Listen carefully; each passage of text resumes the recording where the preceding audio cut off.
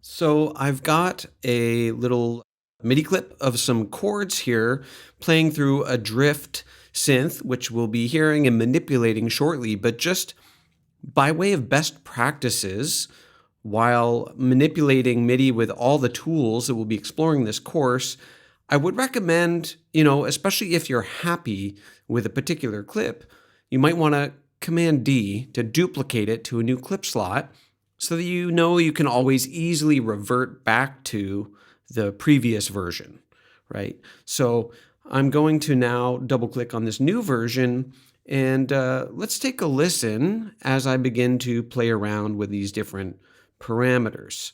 So we're going to get into the scale awareness in depth later on, but right now you can see that I've got this scale fold sort of selected, and we can highlight the notes in the scale even when we're not folded to it.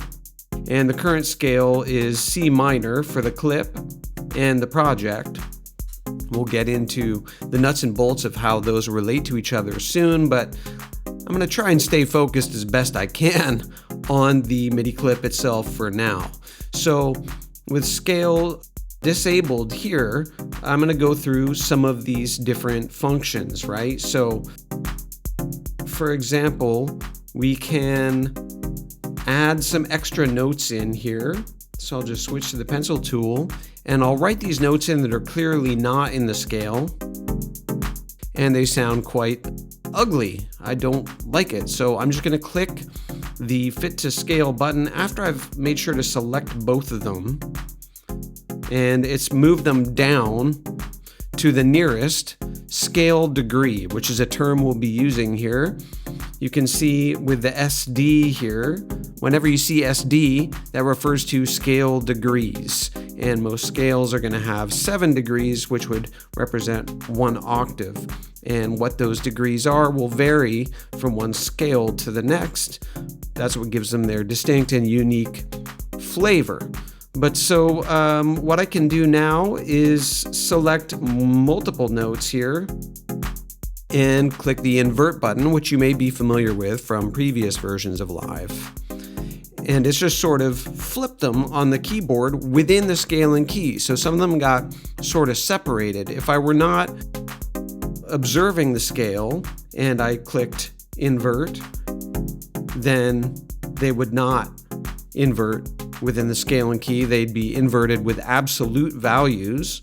So I'll re-enable the scaling key, but that hasn't fit them back into the scale. We can see where those bum notes are still sort of not quantized. So I'm just going to hit our fit to scale again. Okay, fantastic.